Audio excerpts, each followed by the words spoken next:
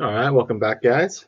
This is uh this is our build video for the Panzer IV, the early production Ausf G. Pretty typical in terms of its Tamiya kit. Um, there are a couple sections I thought were a little funky. I know in the review I did say it was exciting that there was a they actually included an antenna. 9 times out of 10, or maybe even 99 times out of 100, they don't.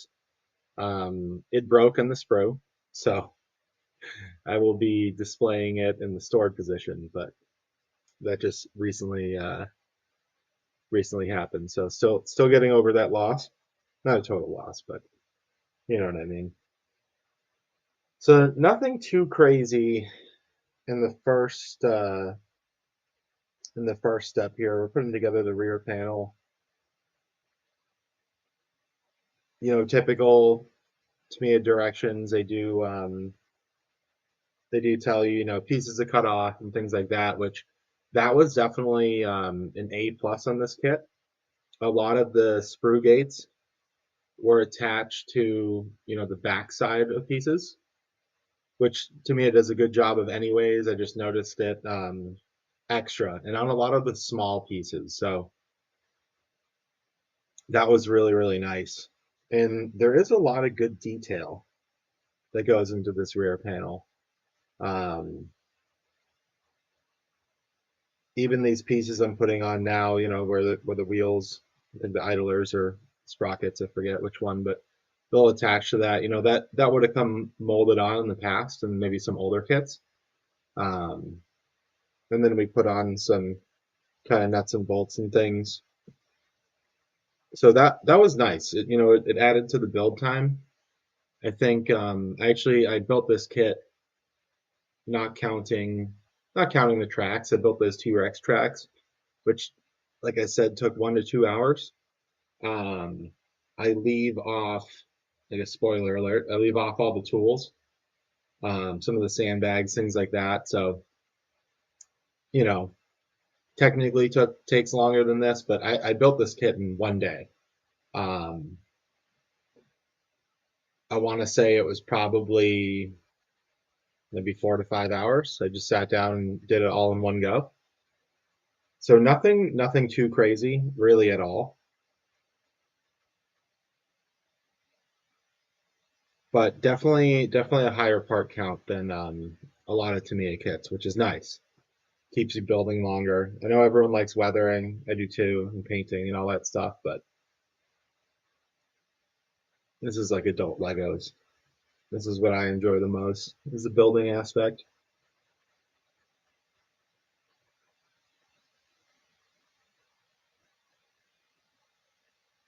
So that's the rear panel. Once we have, that's step one. So step two that we'll cut to in a second here does require some drilling. It says you need like 1.2 millimeter and 1.4. So I only have 1 millimeter, and I was able to just politely force the piece through with a little twisting. So if you're like me and you don't have the exact size, don't fret. But this kit does require drilling in a couple different places, this being one of them. So just keep that in mind. It's one of those tools that I got away without having for a long time. Um, Sometimes it was ugly, sometimes it worked out fine, but it's definitely a nice tool to have, and we'll get into some of the things that you can do with the drill, either later in this video or maybe in the painting video. I want to show you what I did with the tracks. But here's the exhaust. We left this. We're gonna leave that off, just like the Archer. That's gonna get painted, and it's like 2 parts dark brown, 1 part the metallic gray, which ends up looking really nice. I think it sets it up perfectly for that kind of rusty weathering that we're going to do. So we're going to leave that piece separate. But you can see It's like a little bolt there that goes on the end. That's what I was talking about a second ago. There's a lot of nice detail in this kit. And overall, it's engineered very, very well. Again, there were one or two things, one of them being in the next step where I was a little bit, I don't know. Ultimately, it went together well, but usually Tamiya snaps in a little bit better than what you'll see me do in a second here. Once I get the front panel all sorted out.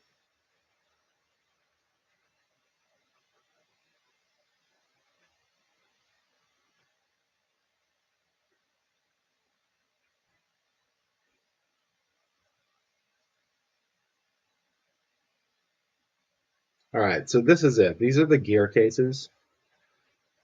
Um, you get the one, big piece that it's going to hold the sprocket, but then you have to build this little like shield, I guess it is, and a couple different pieces, three different pieces for each one. And outside of holding it together with the little bear claw that you'll see me do in a second here, there isn't any easy way. The pieces don't hold onto each other. There's no real easy way to do it, except as I fumble with it. And you probably will fumble too, unless you have smaller hands. There's not an easier way to do it than this, which I don't love. That extra thin cement, you can see it stuck to my thumb there, comes out the other side. Luckily, I didn't have any thumbprint or anything, but um, I don't know, possible user error. But that was just a part that gave me a little bit of trouble. Um, and I don't like. I know when that thumbprint is going to be there, right? And I couldn't figure out an easier way to keep all these pieces together. So generally, I don't get that with Tamiya kits. And this was one of those pieces where I'm all for detail and extra parts and extra build, but I was like, could they have maybe molded that into one piece? I don't know. Maybe we're okay lacking a little detail where we're gonna weather and muddy it up anyways, but that's just my opinion.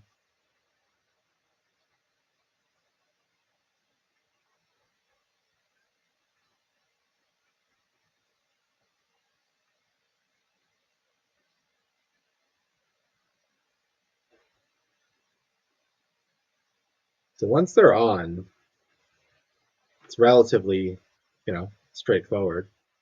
Again, you have to do a little bit of finesse to get it in there, but I didn't really have the glue coming out the other side issue, which is good.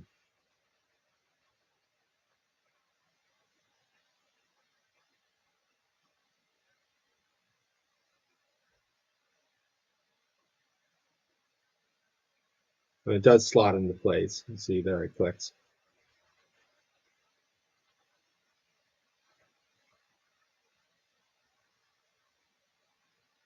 So I think I don't, you could go back and do it this way. I obviously didn't from the start, but you could attach these pieces directly to the, gear case, whatever you want to call it, instead of building it separate. I don't know how that would work out. Now, this is a nice thing about Tamiya, and we'll pretend that I was showing you this on purpose. There I am putting it on the wrong side, so pay attention to directions, always dry fit. It's good advice. Because right now in my head I'm saying, how the heck did the other one fit so well and this one doesn't?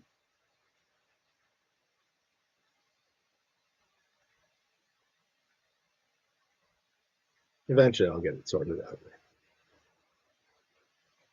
once I look at directions.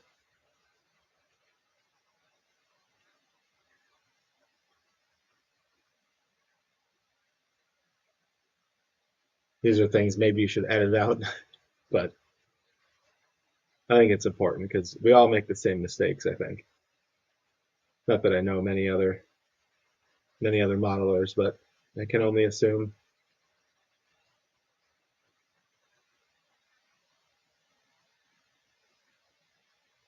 There we go.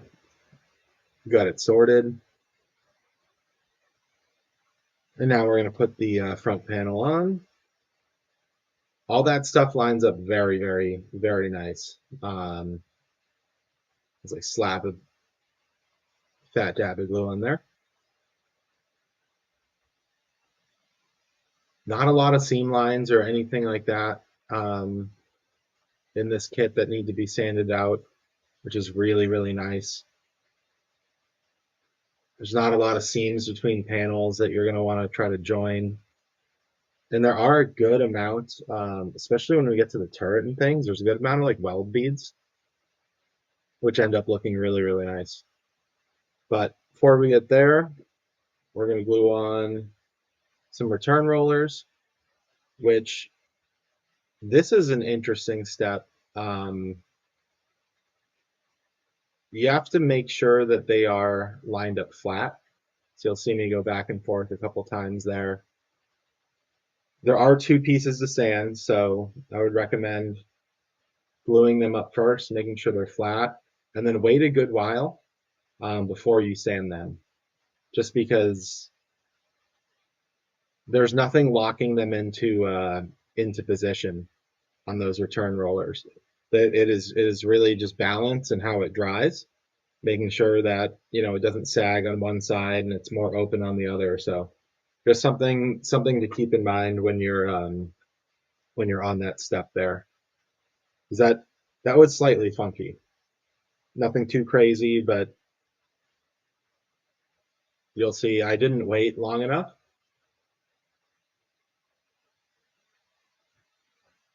and I fumbled the piece, but I fumble a lot of pieces. Probably on the ground right now searching for it. That's a great modeling tip. Do not model on carpet. Not that hardwood makes it that much better, but we'll never lose things to the carpet monster.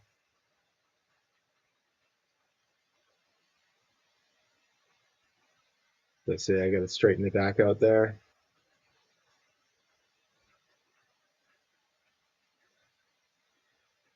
So once we get that all done, we're going to glue up the suspension next, and then these little for the bogies, if you want to call them that. I think that's a proper term, but get these little hooks on the back.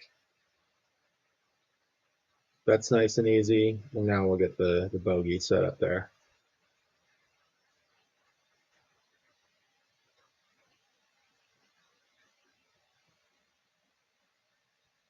Now, again, you'll see me use this glue from time to time. I have like 3 of them. So try to use it on pieces that I think maybe I like to think it's a little bit stronger than extra thin. Why, I don't know, because it's thicker, I guess. But I'm trying to wear through it. I know it's not as typical maybe to see it, but tracks again, I use the T-Rex tracks. Um, Only thing I really have to add here is don't glue them in the jig. You will glue them to the jig, especially with extra thin, like we said before, coming up the backside. Um, I would glue them just on your table, on whatever, in the box, and then let them dry just like you would to wrap them around the sprocket. Once they are a couple minutes dry, then put them in the jig. Kind of finesse them to make sure that they get that correct sag if you're going to go with the Lincoln Lek tracks in the box. I've done the masking tape before. That doesn't work. Kind of just creates a mess. So that's the best advice I can give you if you're going that route. Again, this is a wheel, just like the return rollers. I think this is pretty standard. I like to glue them first, the road wheels together, and then do the sanding. It just ends up being a little bit more even of a piece, and it's a little bit easier to hold. similar to the Archer, and something that I don't love, especially because I was determined to paint. Um, what do you call it? I was determined to paint the road wheels and the return rollers with the AK markers that I recently got, which they don't have. I'm losing the word. They don't have the polycaps and the road wheels. The sprocket is the only thing that gets a polycap.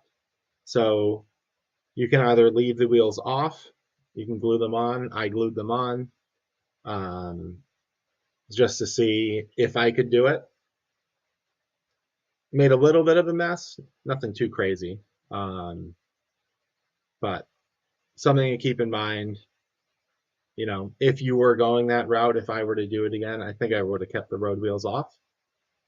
But again, nothing too crazy, and we'll kind of talk about that more in the painting video that'll come out after this. So we got the front armor put on. Now we are on step 12. So only about a quarter of the way there, but we got a lot of the time consuming stuff out of the way. Um, it's good to know. I find it sometimes difficult. Um, so this is one that it's attached parts in order, right? And step one uses B2. Step two uses B5. Step three uses B4. So you're kind of going back and forth. You see numbers next to each other. I don't know. Maybe I've been smelling too much Tamiya glue, and I just got a little dyslexic there. But it didn't matter in the end. I would, you don't want to obviously slap anything together too hastily, but it does help with sections like this to glue them, together. I find, especially when you don't follow the steps that it tells you to follow. But this way you can make sure that everything fits together, that everything is glued together, because once it's all attached together, the fit is excellent. You'll see when I eventually flip it over, there's no seam line or gap or anything like that. It's all very nice.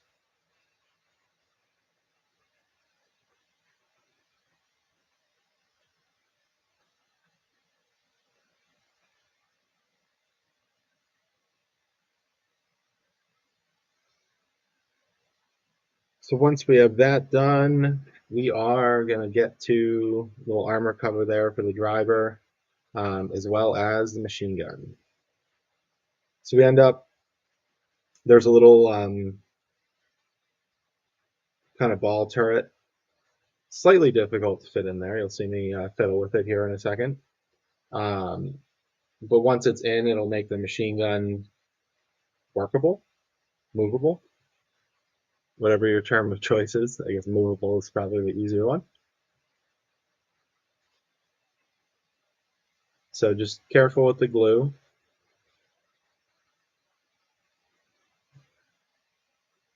Because you don't want to get any there. If you did, not the end of the world. Just fix the machine gun facing forward. It's kind of a small piece to be moving later, once you have it built anyways.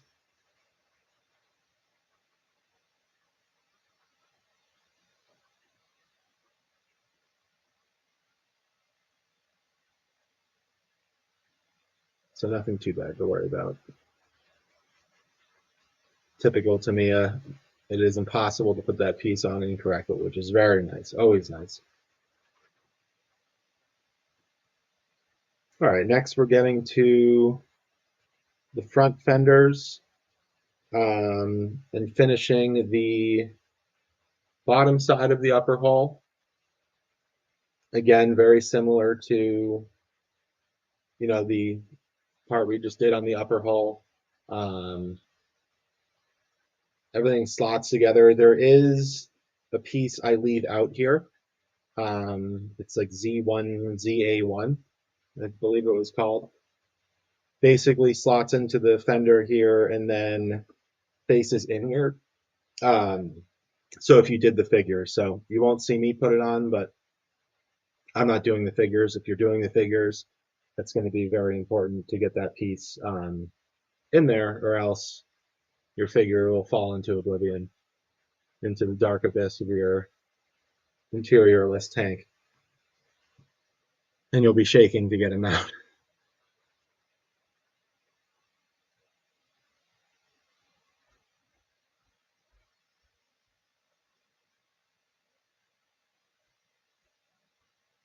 So that's a little tiny gap that I found.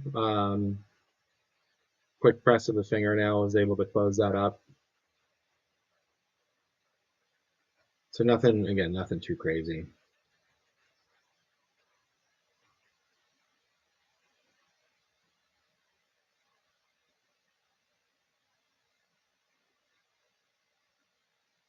Just wanted to make sure that there wasn't a gap there.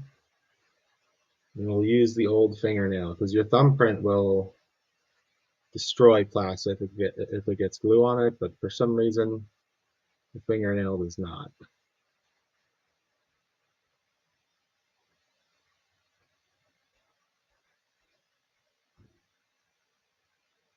So these pieces go together pretty simply. This is another where you attach that first piece I attached first, and then you put either one of these sides on next. And again, that slots in very easy. There is no seam line or gap, or using seam line incorrectly, but I think you get the point.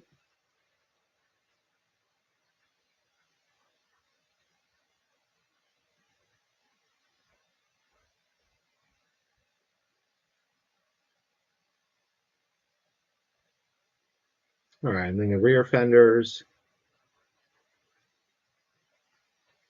and make sure we're doing option A. So option B, if you're doing the tank in on the Eastern Front, somewhere in Russia. I don't know where it's specified, but um, there's slightly different directions. So you get like a different plate, and you have to drill some holes and stuff. So if you're going with the desert version, a little bit more simple here. That's a nice little detail piece too. I don't know what it is. It's like a little spring of sorts, maybe so the fender could flex. Um, Slots right in there perfectly. That's one of those pieces that they actually didn't. You kind of have to cut, so make sure you cut carefully. Now, this piece gave me trouble. This is, you'll see when I go to, that's incorrect, the way I have it placed. So don't do that, especially don't put glue on it, and you won't have the same problem. The nice thing is you will know if you did it incorrectly. Don't put a second layer of glue on it, definitely. But first, it gave me a little trouble putting those in place.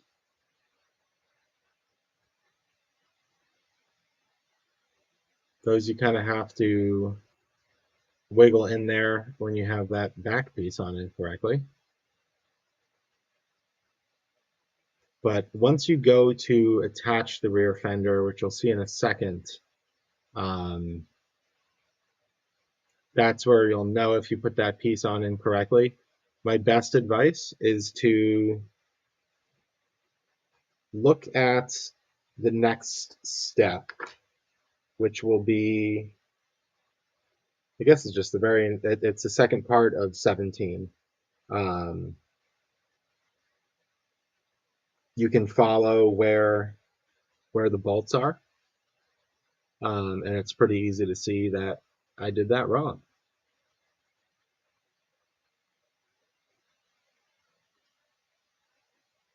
But when you're looking at the first half of step 17, we'll pretend it's not overly clear that that piece doesn't get slotted in. Generally, Tamiya, like I said earlier, and I've said before, they generally make it so that you can't mess up. Um, but that piece slots in front or backwards, right or wrong, however you put it in, it slots in there. So um, you won't know till you put the rear fenders on that it's incorrect. So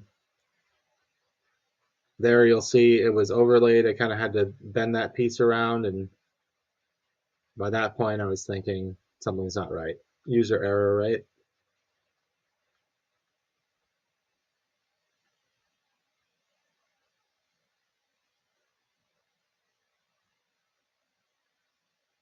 Maybe I'll realize it soon.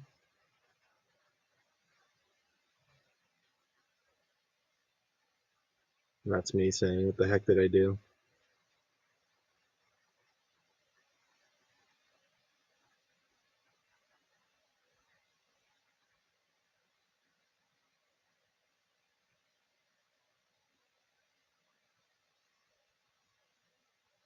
All right, so this is the correct way. Now attach that piece. So again, things I could cut out of the video. I do think mistakes are something that should be left in. Again, we probably all make the same ones, so always important to see what not to do.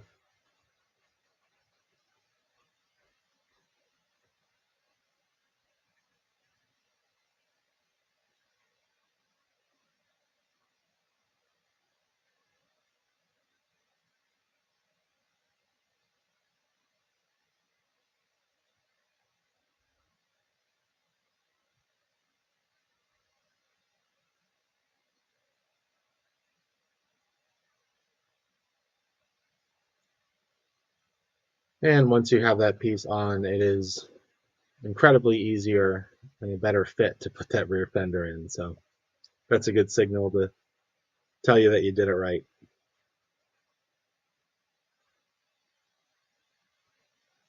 It's nice to the right way would be to glue a couple pieces on and really let things dry, but I guess there is a benefit to building quickly. You get the pieces before they fully dry, you can pull them off, and it takes cleanup, yes, but nothing you can't fix with a sanding stick.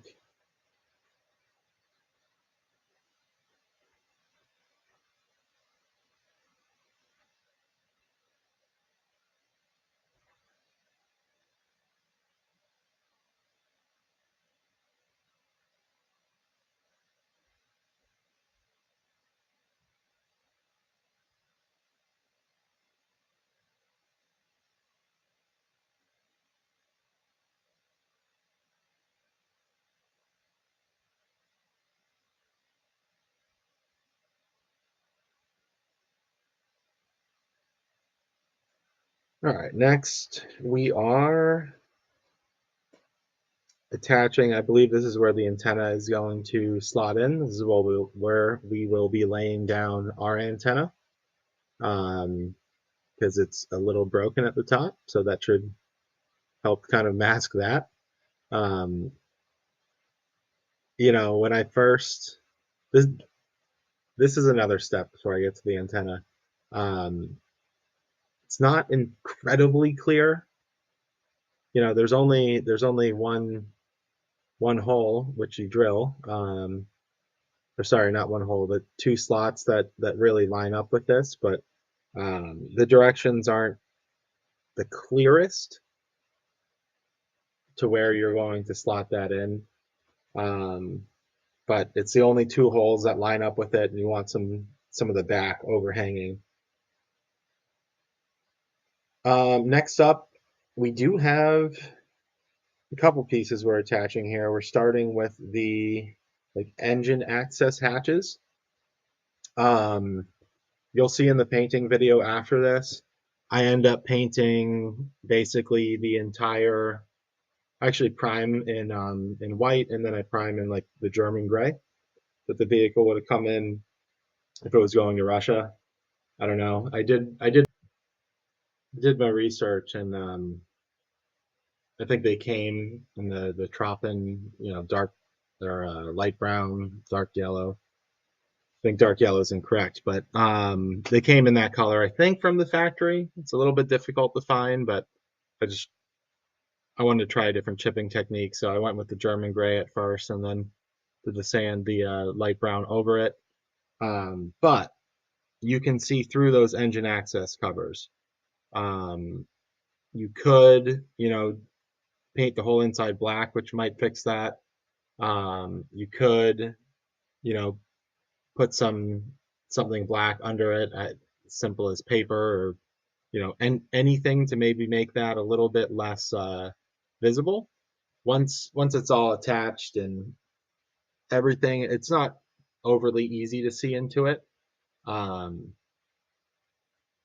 but you can, right? So if that's going to worry you with no interior, that's just something to consider as you're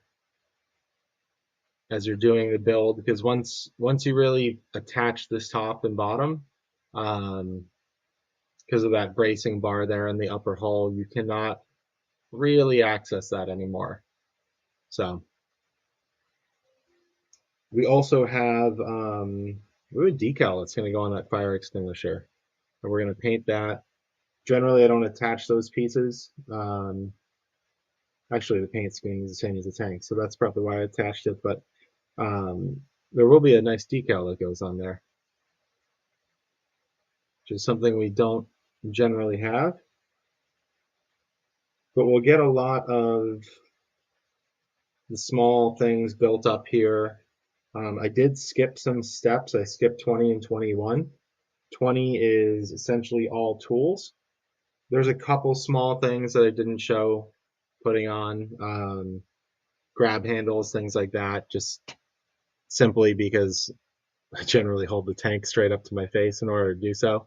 It's a little bit difficult to do with this recording device, you know, in my face. So forgive me for that. But um, I'm going to paint the tools separately anyways. And then step 21 is a tow cable. So we'll do that, closer to the end, after painting, and probably some general weathering. We'll probably put it on halfway through the weathering stage.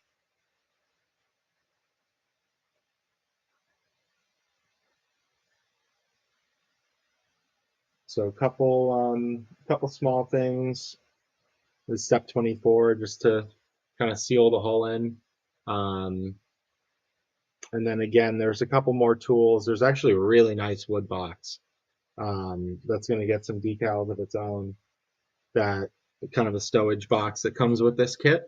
Um, it's really, really well molded, like really small, perfectly detailed, like wood seams. So that piece should look very, very nice on here.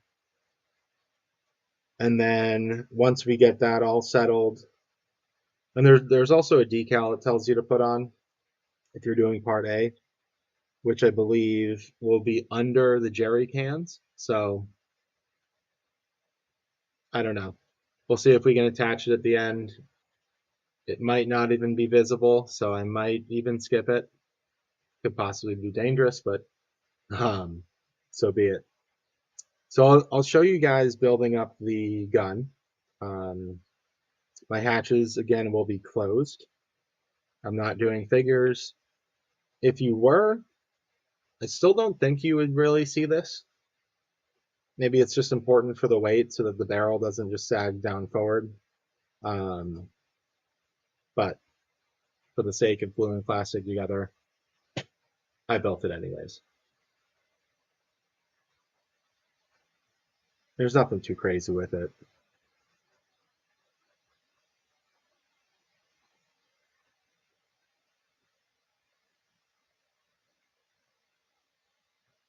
The only thing really to point out while building the gun, the turret itself, well, not the turret, the gun barrel itself comes in one piece, minus the muzzle is in two pieces. Um, It goes together very, very well. There will be some minor sanding that you need to do with that muzzle if you care about that sort of thing. For the barrel, there is only one seam line, which is nice, and it goes on the bottom, which is very, very nice. So you could potentially not even do anything with it if you wanted to.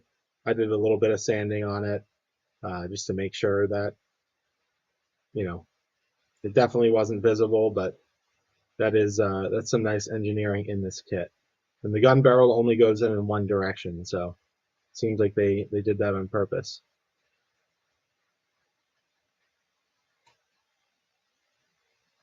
Now, almost glued the wrong piece there. Didn't, but do not apply glue inside. Almost went back for it.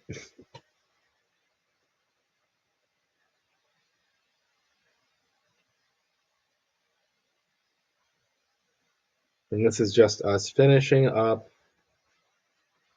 the inside of the gun. And some really nice painting directions and things. I still don't think maybe it would be visible through some of the side hatches, but again, mine won't be open, so this is just for the belief that there must be some reasons of weight, balance, whatever that this needs to be built.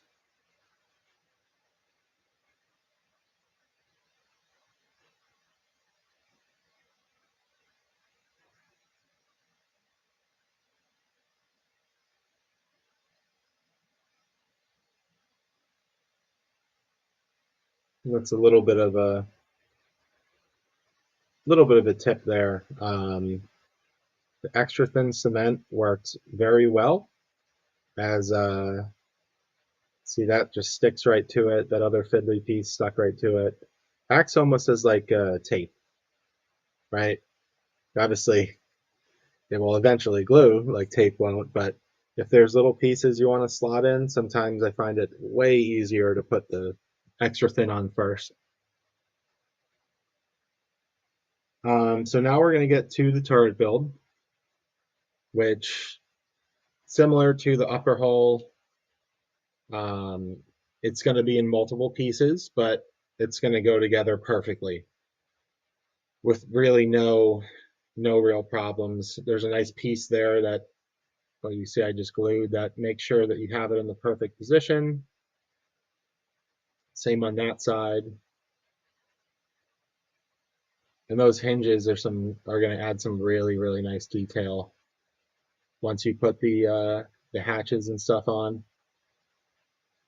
So you'll see there's a little bit of an overhang on the underside.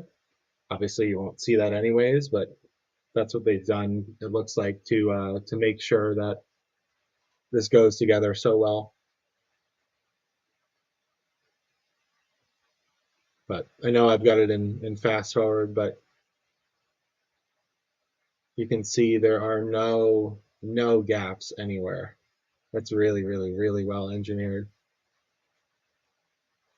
None when you put the top on either. And then that's where I mentioned it earlier. There are some really nice little like weld lines that are going to go around the turret, around the top of the turret where the tank would have been welded together, which is a really, really nice little detail add. I know I've seen people use putty and a little knife to replicate that, but there's not really a need to on this kit, which is great.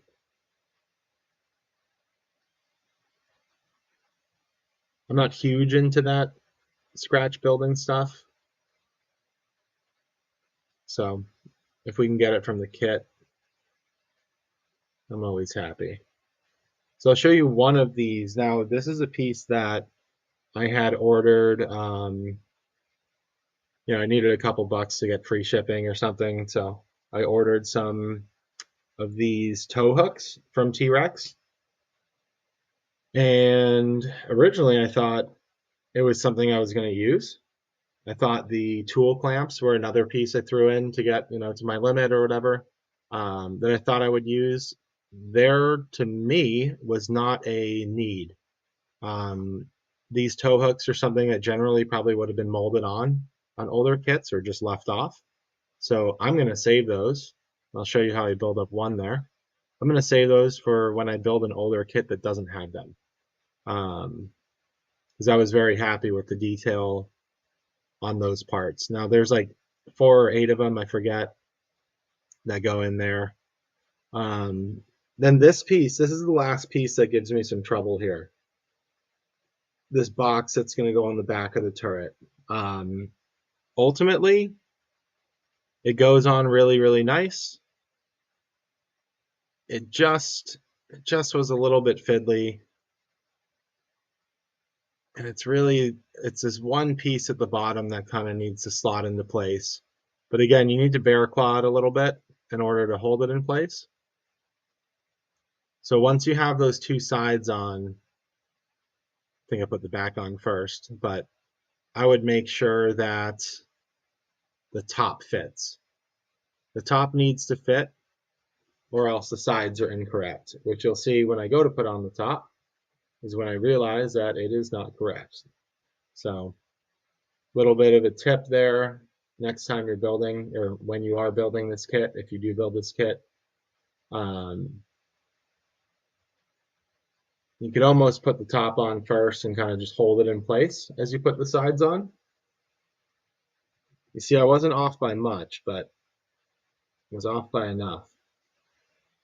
Line that piece up at the bottom. I know it's fast forward, but here, we'll slow it down. We'll slow it down out of zoom. I can't help my auto zoom. Apologies. But it'll look like there's a little bit of a gap there, which there will be at first. This is another one of those pieces that I found you have to build up kind of all at once. See that little corner that I notch in there at first? That's the important part. The rest will slot in once you get that, but it will slot in even if you don't get that. It just won't be, I think, far back enough for the top to fit in.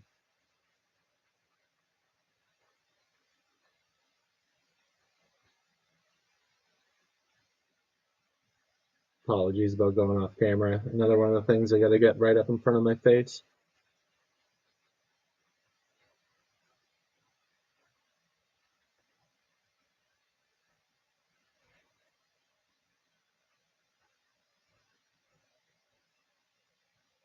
So you see right now there are gaps. There are, between the pieces, which I didn't love at first.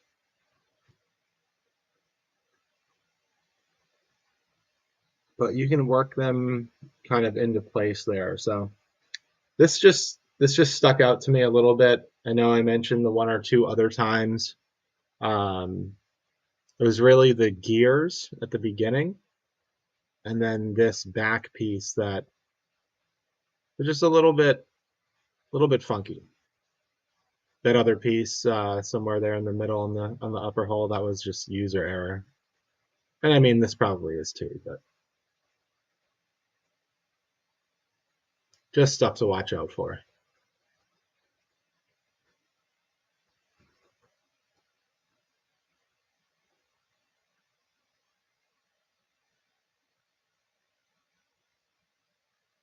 So once we have that, again, back piece will slide in nicely.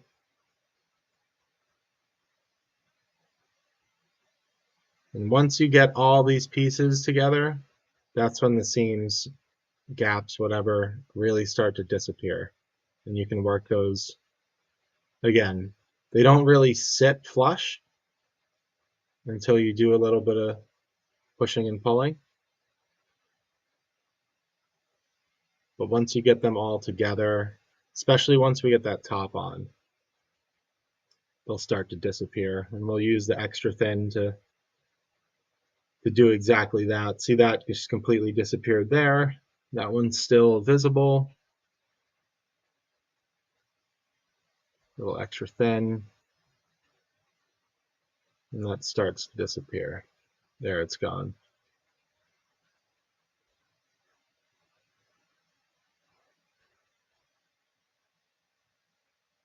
Now that slots perfectly into place.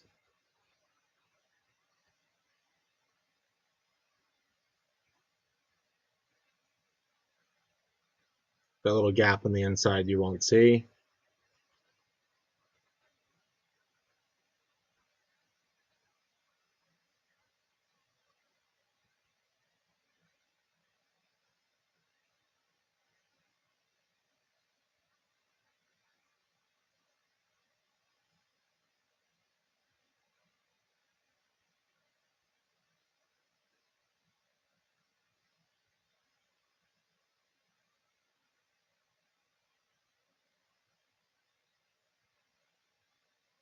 We'll get the back glued up and the sides.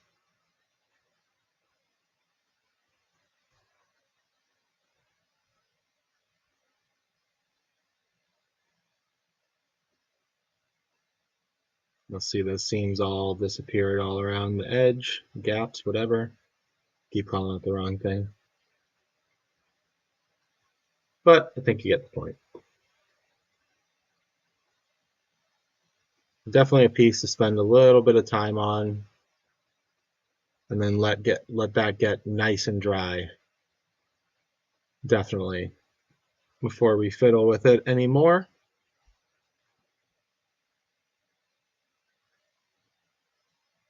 And here, these are some pieces of armor or something that are gonna lay over the door. There's a lot of nice detail on these side hatches on the turret, starting with those hinges that we put on inside facing outward.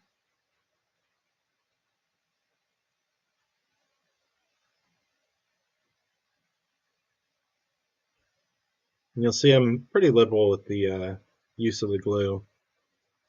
I used to be very concerned with, obviously you don't want to get glue everywhere, but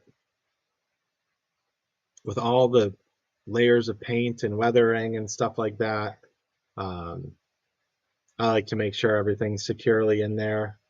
Plus, with the extra thin, it really does, the difference with the cement, the orange cap bottle, is it's going to really, I mean, it's glue. It's going to combine, it's going to glue two pieces together, where the extra thin is going to melt them together. So you will erase a lot of gaps and things like that. Um, it kind of sucks the two pieces together a lot of times, even without you having to press.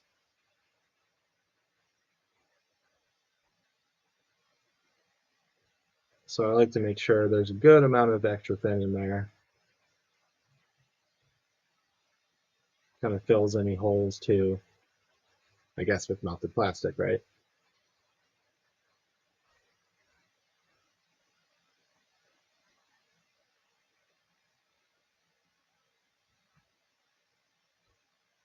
It's coming together pretty well.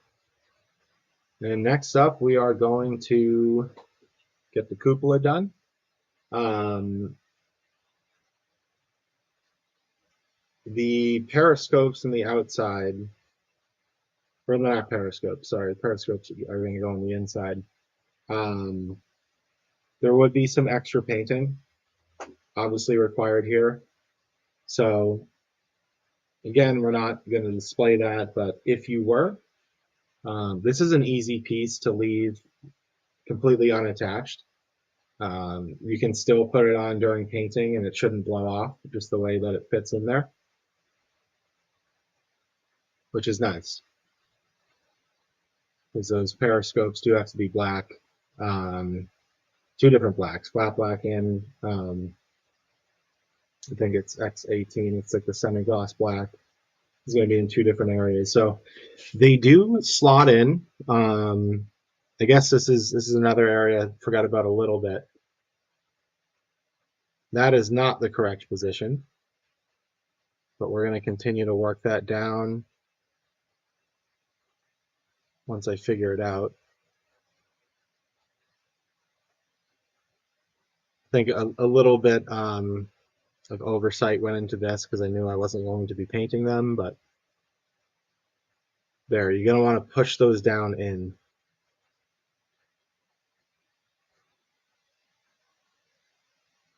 There's a little notch that they groove into,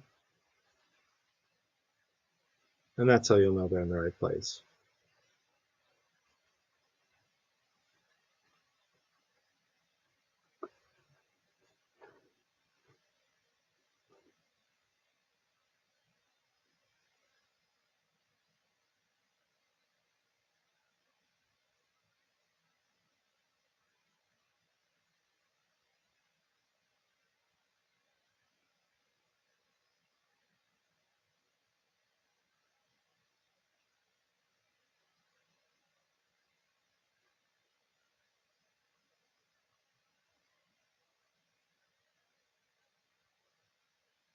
All right, and there's our turret, almost all put together here.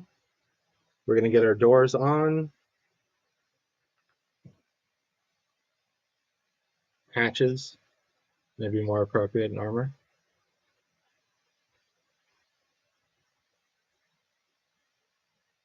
Nothing really too complicated there, except that second piece I put on should go on first. And let's watch me make the same mistake on this side.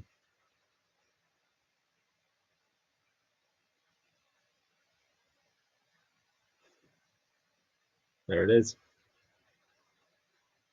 All right, and then this piece is a little funky. These are going to point downward, which is somewhat clear. If you look at, when you're looking at the directions, if you look at the left, which is the one that goes on first, it's not fully clear. Once you look at the one that says right, it's a lot more clear. So that's it. That's our finished kit. Again, there were some really little pieces that I left out of the build just so I could get the tank up close. Things like tools I left out, and we built our tracks separately with T-Rex. So nothing, nothing else really of note. You know, I put those pieces on there. I guess there was one or two things left to build.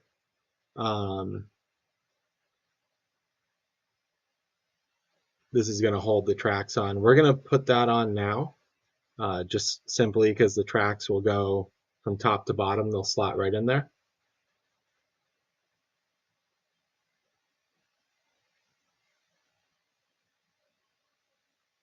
And that piece, as you can see, kind of goes onto those. I'm not sure what those are called, but those little, yeah. And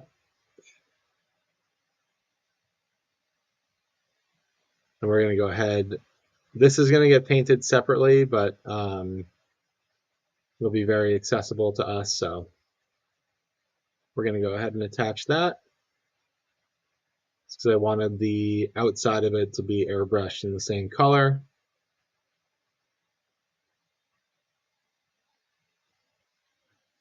But it's a good kit. It's a good kit. It comes with a lot of accessories, which is really, really nice. Tamiya, I think in general, does a nice job. We'll put some wheels and jerry cans on so you can see somewhat what the final product will look like. But it builds up, like I said, in a day. If you have, a couple hours to sit down and do it. The fit overall is really, really good, especially where it matters, like the top and the upper and lower hull. The turret, things like that, all fit really, really well. So I would absolutely recommend this kit. Once we get it all painted up and we get all the accessories on there, it's going to look really, really awesome. I have no doubt about that. So yeah, thanks for watching. Don't forget to like and subscribe. It's a button at the bottom. And in the next video, we will get to painting. We'll show some different stages of priming. I'm also going to do some chipping effects. But we're going to do that with the hairspray technique. So again, thanks for watching, guys. Hope you enjoyed it.